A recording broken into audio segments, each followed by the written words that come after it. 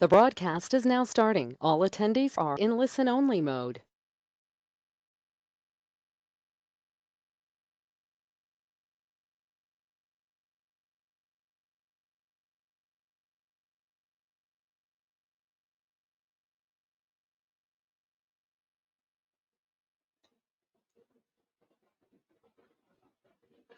Hi, this is Eric with BobCAD Tech Support. I see that currently the only one in here is Charles. How's it going today, Charles? Let me know in the questions box. Make sure you're able to hear me there. And I'm going to wait a couple minutes just to see if anyone else will be joining us today.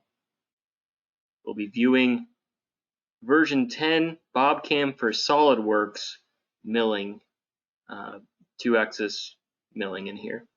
So the Mill Express package today. We'll be looking at milling, laser plasma, and waterjet as well.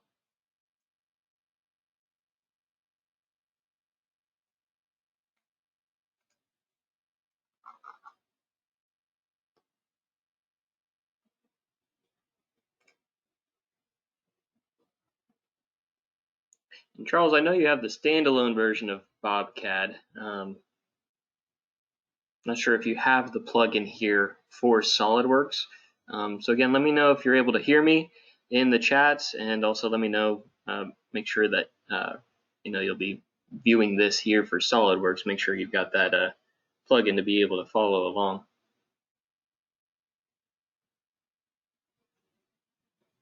Again, I'll just be waiting a couple more minutes just to see if anyone else will filter through. Then we'll get started here.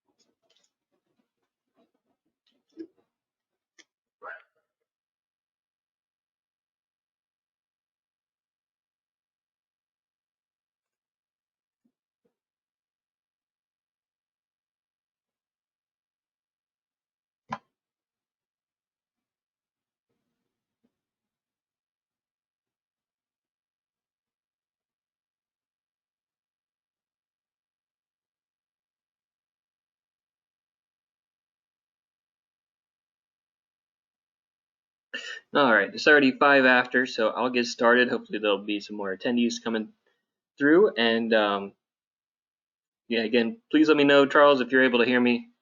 Please let me know in the chat there so that I'm not just going through the visual and nobody can hear me there. And this is one of my first few webinars that I've been doing. Again, my name is Eric. I am the demo tech with BobCAD. And with that, let me close out of chats. Okay. All right, just in our chat system here with the webinar. Again, I am the demo tech with BobCAD. My name is Eric, and I'll be doing the webinar today. So I do tech support tickets for any customers in need of help, and then I also do demonstrations of the software program for any customers that want to see a new module in the software program, or any potential customers that want to see the software program in its entirety. I do the demonstrations of those. And today we'll be looking at the plugin BobCAM for SolidWorks version 10 and looking at the Mill Express package. So that will be all the 2.5-axis machining operations, including all the milling operations for a router, and also 2-axis mill, which includes laser, plasma, and waterjet applications. And so first you can see I've already got a milling job set up for this part file. It has the stock as a rectangular piece of stock here with a pocket and then a profile on the outside with multiple passes. That's my milling job I've got created, and I will start from scratch. First I'll blank this out by going to our CAM tree. This loads in just like you have your feature tree here in SolidWorks. You go to the different trees, over to the CAM tree, for BobCAM. That loads in. Open that up, and you have your where I can blank the milling job that I've created. I can hit post no, so it won't simulate or post the G code for this milling job. So I'm just going to blank that out now and start from scratch, starting with the milling job that I created here. And we start by right-clicking on CAM defaults and starting a new job. We also have this newer option here at the top, this icon to start a new CAM job. And then we can go to the milling job type. I also have options for turning, mill turn, wire EDM is a new feature in the plugin for SolidWorks now. We're able to support that as well. And under the milling job type, you can see the different machines that we have. We have our BobCAD 3-axis mill, and then also our other BobCAD machines for 2-axis mill, including laser, plasma, and waterjet here. So I'll be selecting BC 3-axis mill and checking the green check mark for the next page. Will give us the option to create or select a workpiece, so defining our 3D model. Our next page is defining the stock, whether it's rectangular, cylindrical, or any other shape for our initial stock. We can extrude it from wireframe, from a sketch in SolidWorks. Select an existing solid model or an STL file. We can also revolve a sketch around to make a cylindrical piece of stock. And what I like with selecting the geometry, say if I wanted to extrude wireframe to create the solid model of the stock, I can go here to my feature tree and drop this down, and if I had a sketch or a solid model I wanted to select for the solid model here, I can easily just go down here and select the sketch within the feature tree. So it is fully integrated in SolidWorks, where we're able to select geometry from the feature tree instead of having to select it here in the CAD workspace. So from here, we've got our rectangular stock. I could make it larger or smaller here with these dimensions. Maybe I'll make it a little more even. I'll say 6 inches by 6 inches in the X and the Y direction, and keep that Z dimension at 1 inch thickness of the stock. Then I'll go to the next page here, and we have our machine setup. This is where we're defining our machine 0. So if I'm touching the tool off at this bottom left corner of the stock, I would click on this corner, and that would be our work offset, G54, for the first operation there. I'm touching the tool if I'm touching the tool off, or all of my tools off at the top left corner of the stock, I would click on that corner, and that would be XYZ0 in the G code for our G54 work offset, or whichever work offset you're using. To predefine the work offset number here, number 1 is G54, 2 is G55, 56, and so on. If you're setting different work offsets, if you're just setting a standard one, you can just leave that at 0. So we hit the green check mark here to finalize everything. And from the machine setup, you know what, I will actually delete that milling job that I had. So I'll just highlight that previous one I had, hit delete on my keyboard, and yes, I want to delete that item.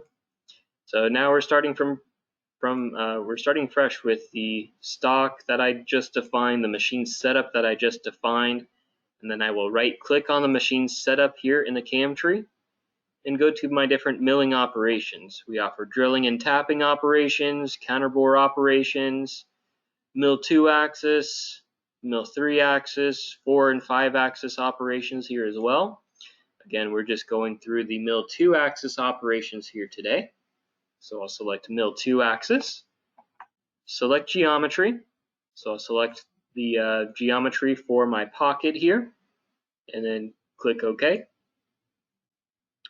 Then I'll hit next for the next page to go down.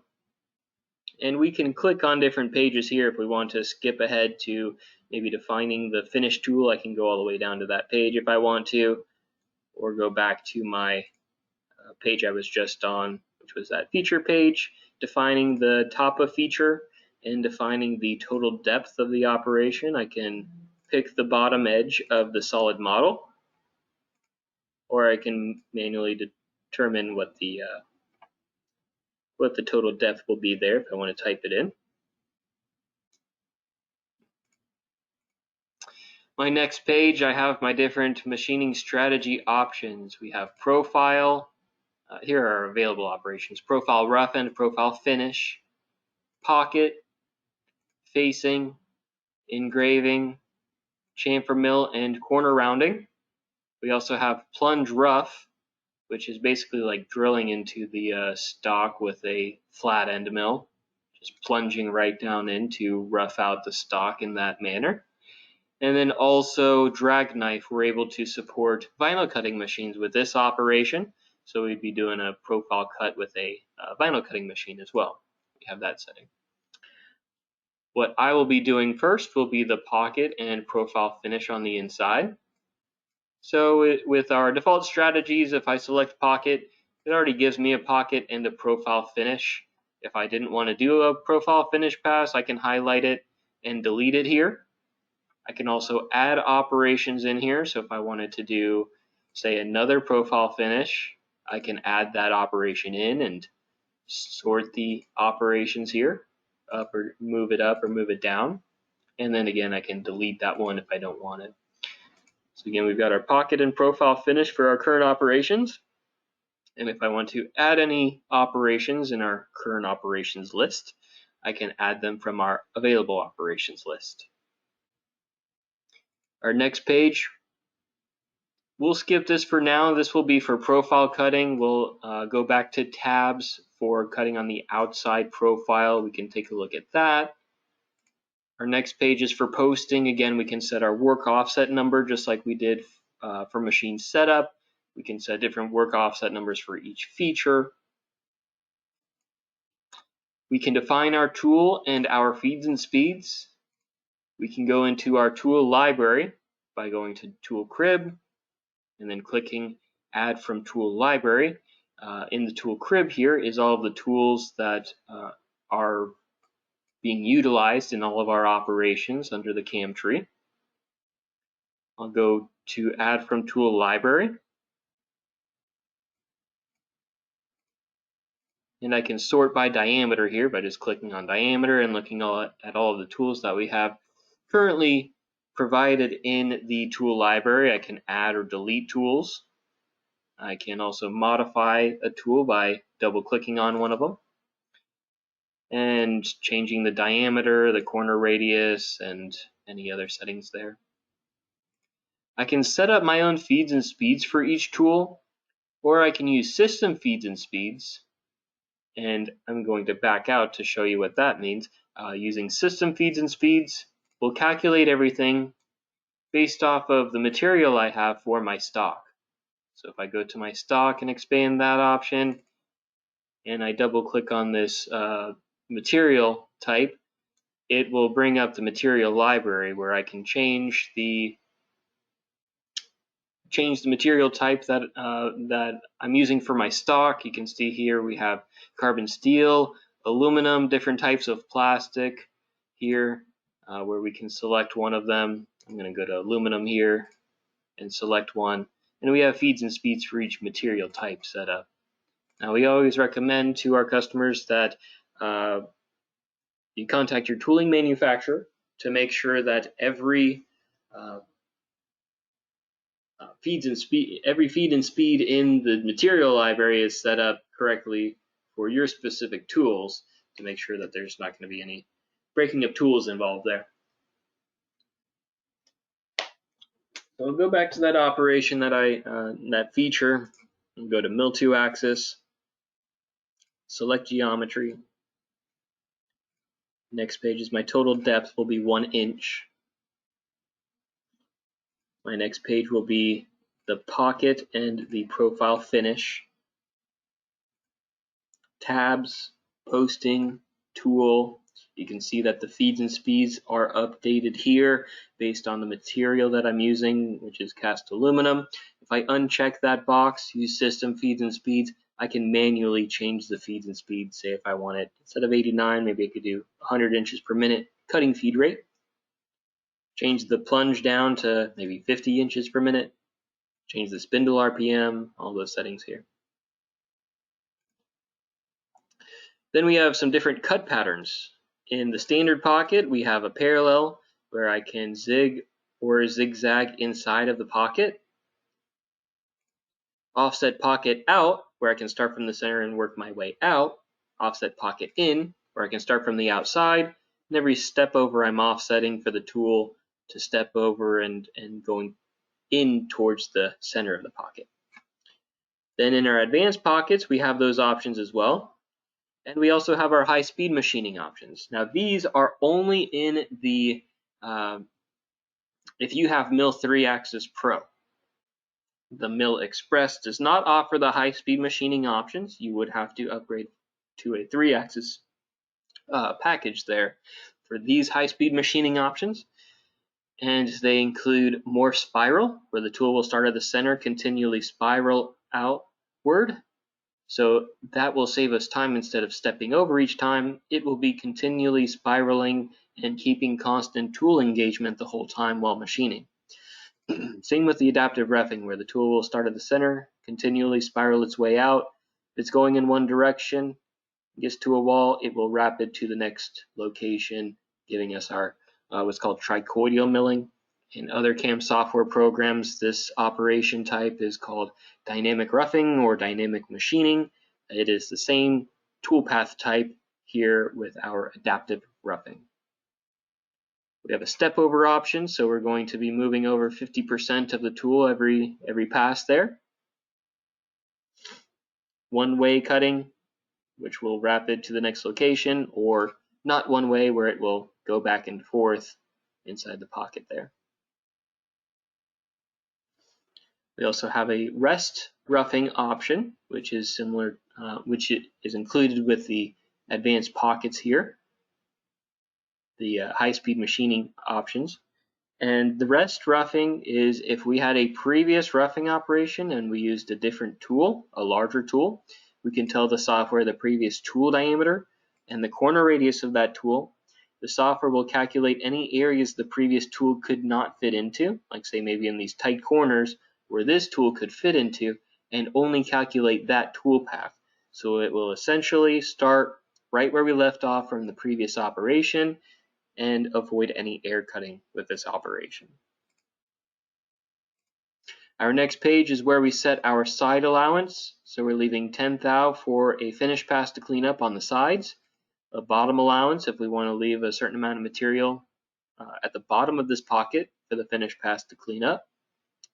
And then if we want to do one single step down or multiple steps down. And I'm going to do multiple steps down, and we're going to go 1/4 of an inch for each pass, giving us 4 number of cuts.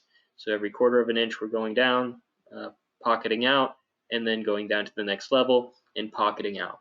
And that is what our 2.5 axis machining is. It's not 3-axis simultaneous. Those are our 3-axis toolpaths. Our 2-axis, our mill 2-axis features are where the tool, you can see here the start point in this example, the tool will start here, go down in Z, move in X and Y, and then go back to that location, and then move down in Z to next do our X and Y moves. It's not going to move in X, Y, and Z simultaneously. That would be the 3-axis milling. Then our next page, we have our entry options if we want to plunge, ramp, spiral into the material, entering into the stock. Maybe we'll do spiral. It's better than plunging right down into the stock. We'll be using the side of the cutter to angle our way down into the stock there. If we're doing multiple pockets at a time, we can set the closest sorting order. If we need to manually sort it, maybe there's some kind of obstruction here I want to avoid, some kind of clamp or something, I can manually sort how we're machining the pockets. Maybe do this one, select this one first, select this one, then go around so that we can avoid this location there. We can also sort by an X direction, the Y direction, or a custom direction at a certain angle. Then our next page, links, linking for each step over. We don't have any different options for this operation. We have our advanced feed rates. If we are not able to set a rapid rate at the controller, we can change the rapid moves to feed moves in the G code so that we can set that rate.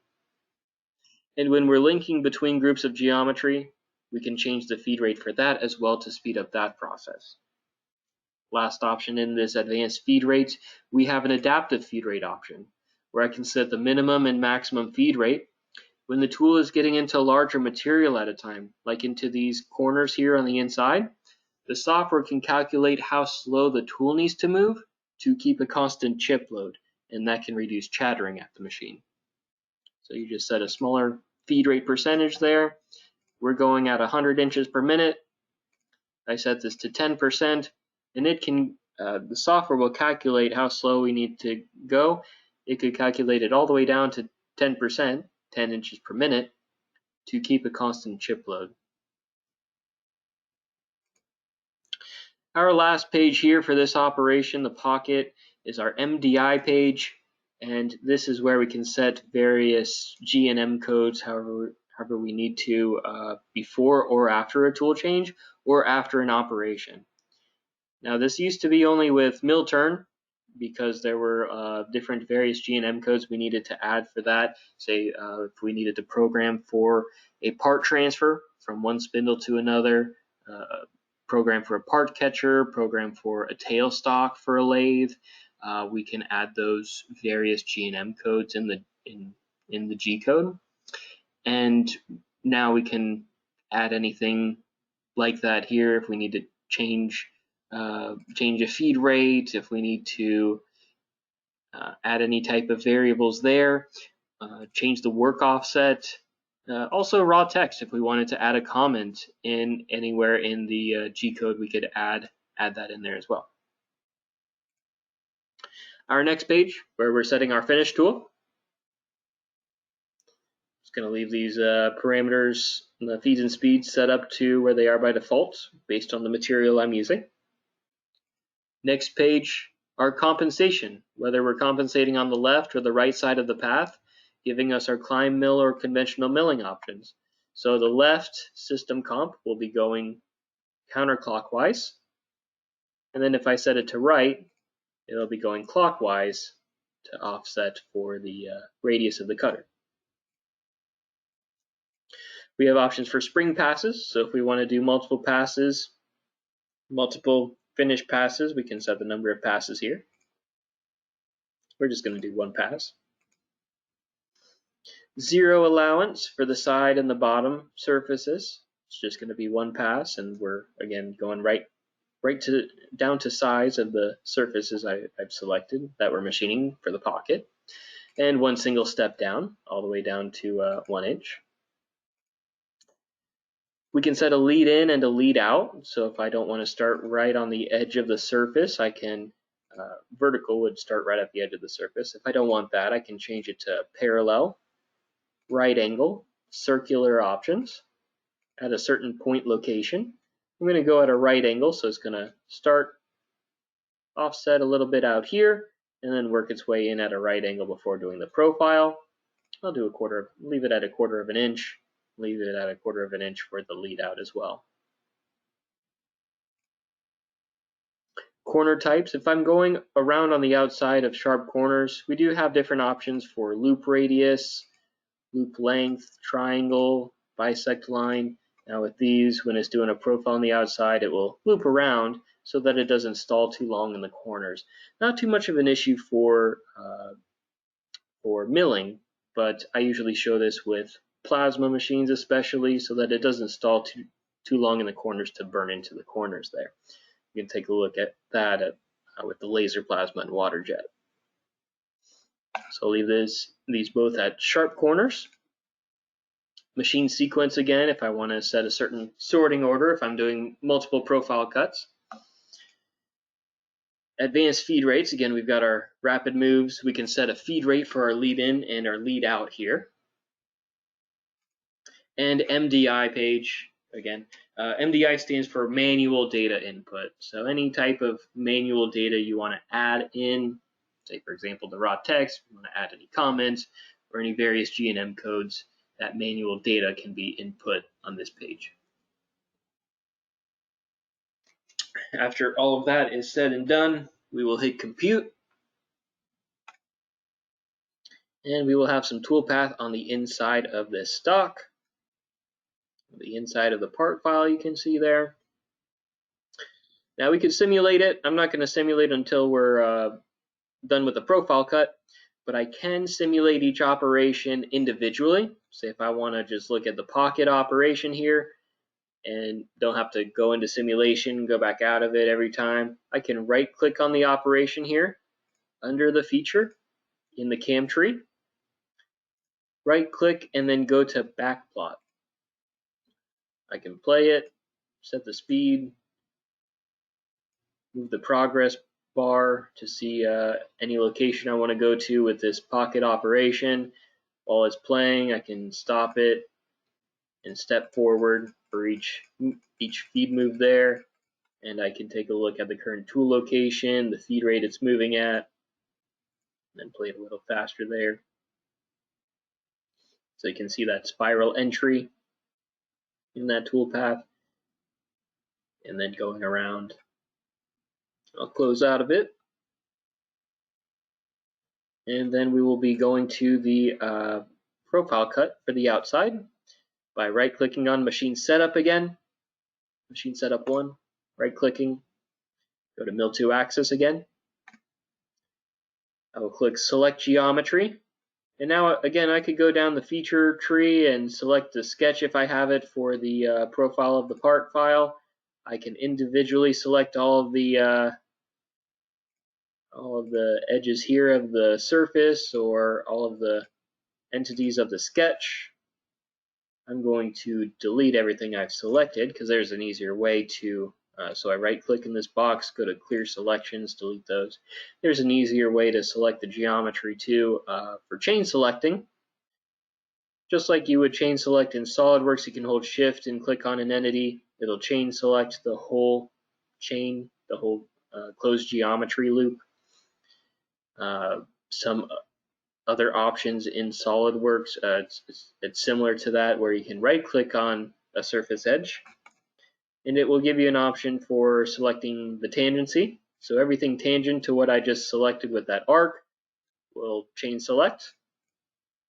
Right click and we have select loop, and so it'll select this chain selection, or if I click the arrow it'll chain select everything from this arc in this direction.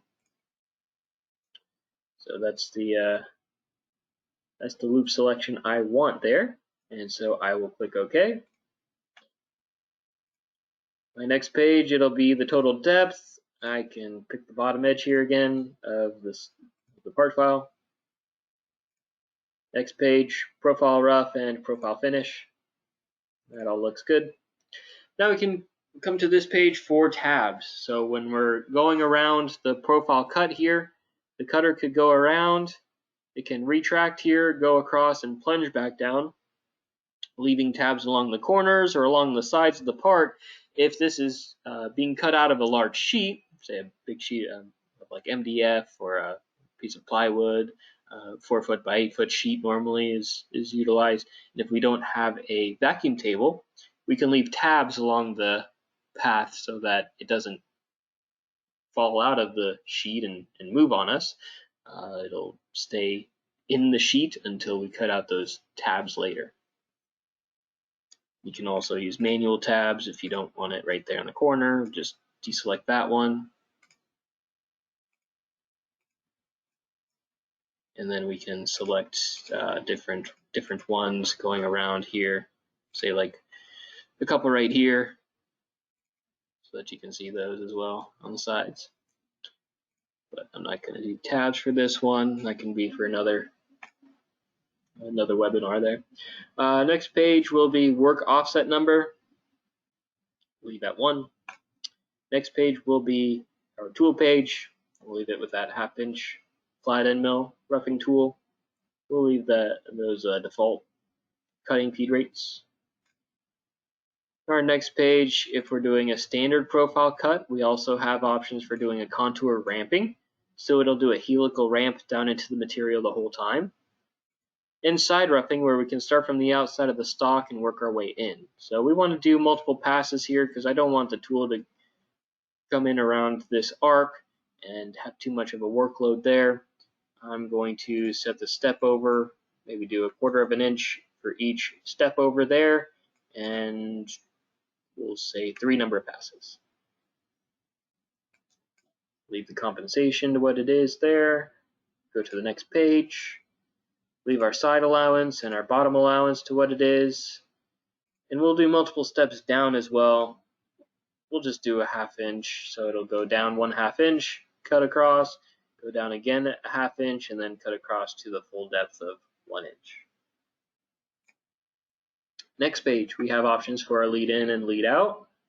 Let's do circular for this one. So it'll start here and then come across and do a 1/4 of a circle there to lead in tangent to the profile. Corner types, again, we got those different options there that we discussed. Machine sequence, advanced feed rates, MDI page, and then another profile finish where I'm setting. I'm going to use that 1/2 inch flat end mill as a finish tool. We've got a rough and a finish 1/2 inch flat end mill. We've got our system compensation here and all of the same parameters as we went over with the previous profile finish. Our allowance, single step or multiple steps, lead in, lead out. I'll actually do a circular lead in, lead out again for the finish pass. Corner types, machine sequence, advanced feed rates, and MDI page. Once everything is finished with that, we can click compute. Now I can see that the toolpath is inside of my part file, which obviously I don't want. I can change that by either highlighting this default chain start point. I can see the reason why it is inside of the part is because the arrow here is going in this direction, so it's going counterclockwise, and the system compensation is offsetting to the left. Now I can either reverse the direction so that it goes clockwise and offsetting to the left, or I can stay going counterclockwise and offset to the right with the system compensation option right here. Now I'm going to leave it going to the left, offsetting to the left, but I'm going to go clockwise by right-clicking on default chain start point, selecting reverse direction. So you'll see the arrow moving from the left direction to the right direction here. And then I'll right-click on the feature and hit Compute All Toolpath again to recompute for that. And it looks kind of like a weird lead in, lead out for that location exactly. So I'm going to move it over a little bit. Let's say I'm going to start at the top here. And I can change that start point by right-clicking again on default chain start point and going to modify. And I'm going to click right here at the top and then click OK. Again, right-click on the feature and compute all toolpath. You'll see the lead in and lead out go from here to the top. There we go. Now we can, what do we do next? I think it's time for simulation. And we'll do that by either right-clicking on milling job and going to simulation right here.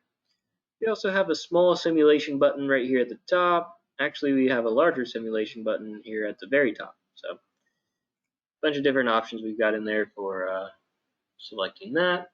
To open simulation,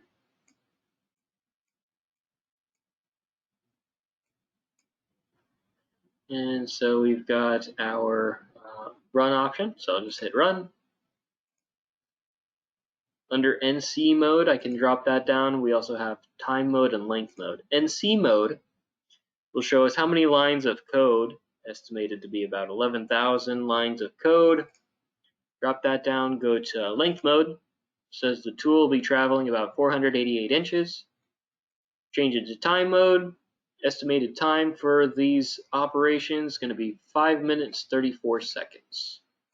And that's based on the feed rate that I've set up for the pocket, the profile on the outside, and then our profile finish on the inside and outside.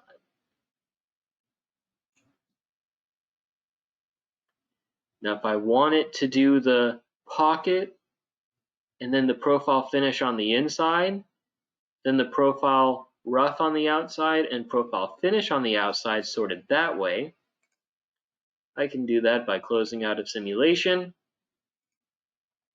and going to my operation tree down here at the bottom of my CAM tree. And you can see here's the pocket operation. Here's the profile rough next, the profile finish, and then the profile finish. So this is the first profile finish. You can see it's highlighted here for the pocket. I can move this up by clicking the up arrow once, and now it's sorted in the way that I want to, where I want the pocket, then the profile finish on the inside, then the profile rough, and then the profile finish on the outside. Go back to my CAM tree, and then simulate again. Make sure everything looks good with the order of operations.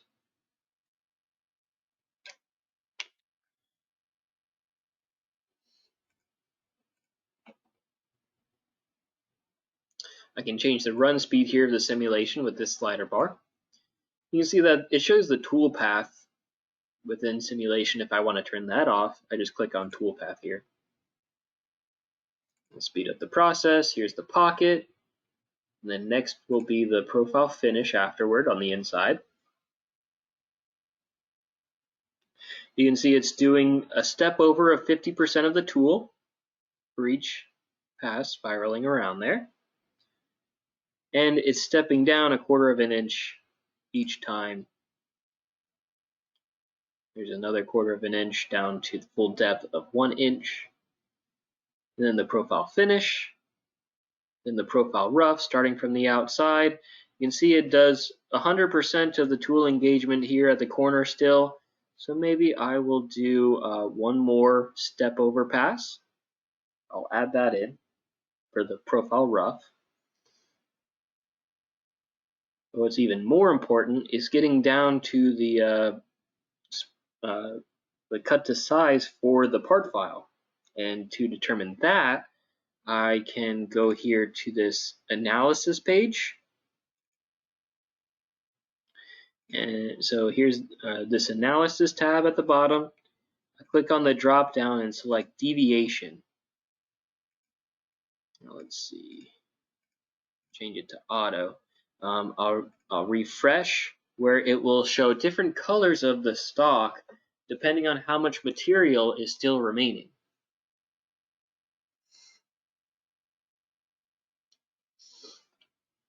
So here everything in green is cut to size. If I zoom in, you can see there's still a blue color, which showing there's more than 45 thousandths of an inch remaining here in the corners on the inside. So the tool is too large to fit into these corners to cut it to size. So I want to use a smaller tool, at least for the finish pass, to clean this up. So that is in our profile operation here. The second feature, so I'll right click on it, go to edit. For my roughing tool, I'll go to the patterns page, add an extra pass for my number of passes, and then I'll go to my finish tool and change that tool to a 1/4 inch tool instead of a 1/2 inch tool. I'll go to my tool library, I'll sort by diameter, and I'll change it to a 1/4" tool instead.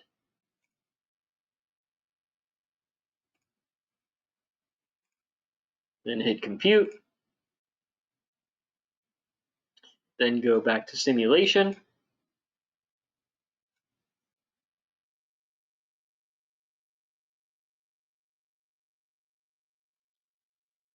And I'll play through it and make sure everything is cut to size from there.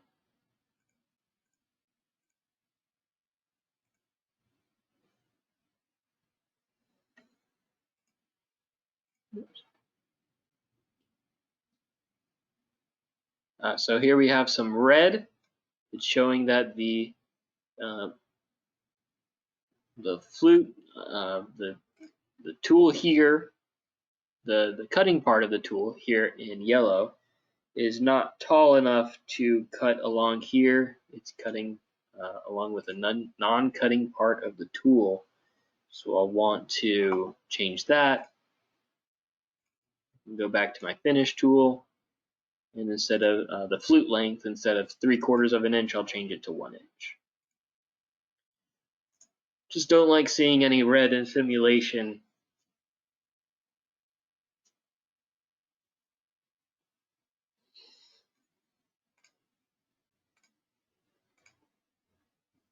And so when I breeze through it here and run the whole simulation, then I will go back to the deviation page here and refresh. It'll show me the different colors here. Everything should be in green. Just make sure there. Because the arc is a 1/4 inch. So a 1/4 inch tool will fit in this 1/4 inch arc. 1/2 inch tool will be too large to fit in there, so that's why I needed to change to a smaller tool with that last profile cut. Everything is cut to size, so we will close out a simulation. We can right click on the milling job again, and we can post the G-code here with this on the second option, post. It will generate the G-code here, where I can right click and save it onto a flash drive to send it over to the controller. I can save it on my computer, save it on a flash drive, save it to a network to send to the controller, and then I can also send to the controller through a cable with an RS-232 cable by right clicking on the window and going to our NC editor. Here in our NC editor, we are able to change the G-code if we want to as well. If we want to make any modifications, we can see everything here in the G-code. It is color coded, so comments here in green, XYZ moves are different colors, so we can easily find what we're looking for. And then up at the top here, we can go to Tools, and then Start DNC Transfer. We set the port number that the cable is plugged into my computer, set the baud rate and all of those other settings that the machine needs to send or receive G-code from the CNC machine. And that is about it with the milling operations that we're going over today in the mill 2-axis features. Please let me know if you guys have any questions with what we went over today with mill 2-axis. And we'll also be looking at laser, plasma, and waterjet with this part file. So I'll delete that milling job that I just did for the mill, and I'll go through laser, plasma, waterjet as well here with this part file. Say we want to do a profile on the inside and a profile on the outside. We'll do it for plasma, but you can also follow along if it's for a laser or a waterjet cutter as well.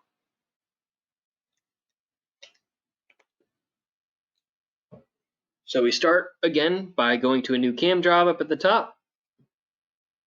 It'll be under the milling job type, but when I select the drop down for the machine, instead of a milling machine, I'll select either laser, plasma, or waterjet machine.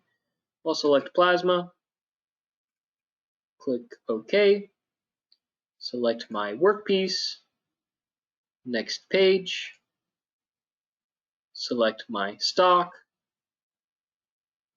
Next page, select my machine setup. I'll click at the bottom left corner if this is your work offset for this operation. And then I will finalize with a green check mark. From there, just like with the milling operations, we right click on machine setup 1 and go to mill 2 axis, select my geometry, and for this profile cut, I'm going to do the inside and the outside profile all in one operation here. So I select my inner geometry first, then select my outer geometry next, right click and select tangency.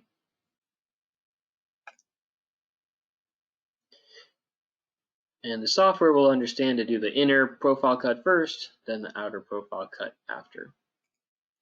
Click OK. Next, we have a total depth of 1 inch. Next, we'll delete the profile rough. We're just doing a profile finish pass for either a plasma or a water jet cutter. If you're using a laser engraver, you wouldn't be using this because you're not offsetting. If you're doing engraving, you would just be doing an engraving operation. I'm doing profile since I'm offsetting for the kerf of the plasma cutter. Next page, we have options for tabs again. So if we don't want the center of the part file, the center of the part to fall down onto the table of the plasma table, we can leave tabs along the profile cut there. I'm not going to leave any tabs there. I'm going to go to the next page. Work offset number. Next page, our plasma tool here. So diameter would be for the full diameter of the beam of the plasma cutter there. It'll offset for half of that. And then I can set the feed rate in inches per minute. Appears dwell time, the cutter would turn on and wait for a certain number of seconds I set here to make sure that the cutter goes through the material before doing the profile cut. Other power setting, pulse frequency options, torch height control. If the torch can move up or down in Z, we can set that number here as well. If not, we can just ignore that box as well. Then we can set up a table by going to our tool library for plasma. So we go to Tool Crib, we go to Add from Tool Library, and this is where we would have a table set up. Right now I've got steel, 1/2 inch set up already. I'll change it to, I'll add one and say, for example, steel is the material that I'm cutting out of, and the material thickness is 1 inch thickness. And I'll set the diameter at 100 thou. I'll set the cutting feed rate for what the machine tells me. If the machine manufacturer tells you to set a cutting feed rate of 100 inches per minute for 1 inch thickness of steel material, that's what I would enter in here. So I don't have to change it every time. I just select that out of the table. And since, for example, if my machine manufacturer tells me that's the recommended feed rate for steel at 1 inch, then I've got that already in my table by default. Just select it. Got all the parameters set up for that material type and thickness of material. Next page, system compensation. Now we don't have climb mill or conventional milling with plasma, so it doesn't really matter if I compensate on the left or the right side of the path there. Parameters, single step down, we're just doing one pass. Then our lead in and lead out options. If I want to go at a right angle leading in, I can do that here. Do it at a 1/4 inch. Corner types, so again, I'm going to select, well, I don't have any sharp corners with this. I'm not sure if it'll do a loop radius around here, but we can try that, see how that looks. I think it's only for sharp corners though, but we'll see. Machine sequence, closest will sort it specifically with a the inner profile cut first and the outer for all of my shapes that I would have in here. No sorting. If I want to do all of the inner shapes first and then the outer shapes of everything, I can do that here. So, like for example, closest might be like the inner shape and then the outer shape of one shape, and then the inner shape of and the outer shape of another, depending on the closest, the fastest run time. If I want to do all of the inner shapes first, select them all first, and then select the outer shapes next with no sorting. Set it in an X or a Y direction there. Closest should give you the fastest time though, so it may do all the inner first and then outer next. Then advanced feed rates. Again, setting a rapid rate, setting a feed rate for my lead in and lead out, and then my MDI page. I'll hit compute. And so it's cutting on not where I am wanting it to cut. Instead of the inner cut, it's cutting on the offsetting on the outside. So again, I just right click on the fault chain start point, select reverse, right click on feature, and select compute. Now it looks good. It's going to cut here, go at a right angle and doing an inner profile. Start out here, come in at a right angle, and then doing the profile. Then we'll look at that in the simulation.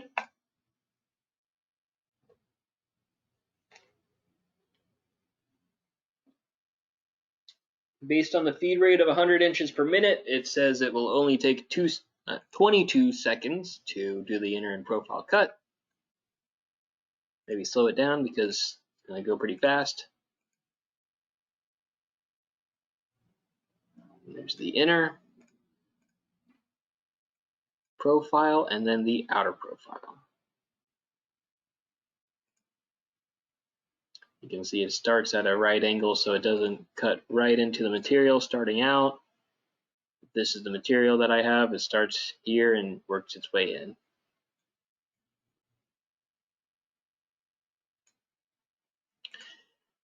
Again, we can go into the deviation report.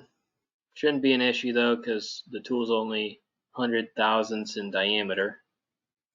The plasma cutter is a lot smaller than the milling tools that I was using. But I'll go back, click on the analysis tab, drop down to select deviation, and then refresh there to select that.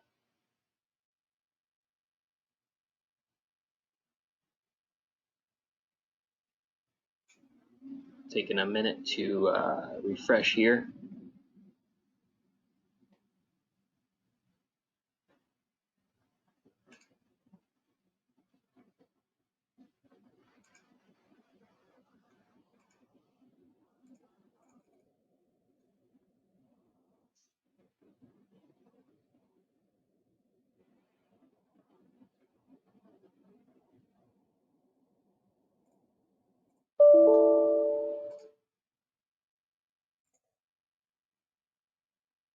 We'll close out of simulation here.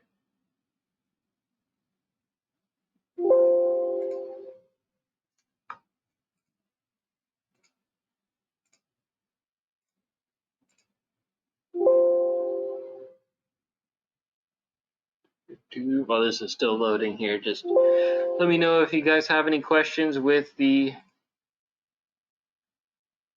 of the simulation or anything like that.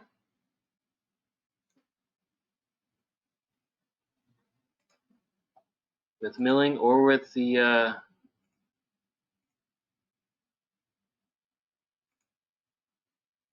plasma here.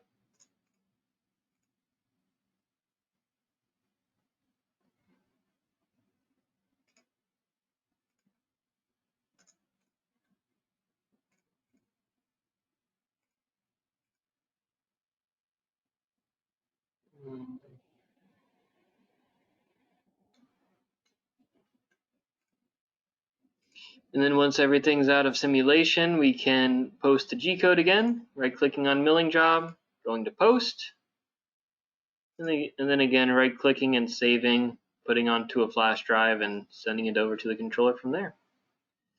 Once everything is finished, generating the code and sending it to the machine, And then you can go back to the milling job and modify anything that you need to. Save it as a SolidWorks part file, or you could save it as a SolidWorks assembly file as well, and it will retain all of the toolpath for each of the features here in the CAM tree for BobCAM for SolidWorks. So then when you go into a new part file, or if you modify any of the geometry in the SolidWorks part file, you just reselect geometry and recompute, and then you can generate the new G code from there.